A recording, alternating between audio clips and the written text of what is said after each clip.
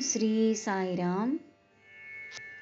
మనస్సుకు మనము సాక్షి, మనస్సుకు మనము సాక్షి, దేహమునకు గుణము సాక్షి, దేహమునకు గుణము సాక్షి, సర్వమునకు స్వామి సాక్షి, సర్వమునకు స్వామి సాక్షి, సర్వమునకు స్వామి సాక్షి, సర్వమునకు స్వామి సాక్షి, సర్వమునకు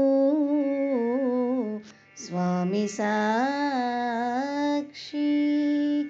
సర్వమునకు స్వామి సాక్షి.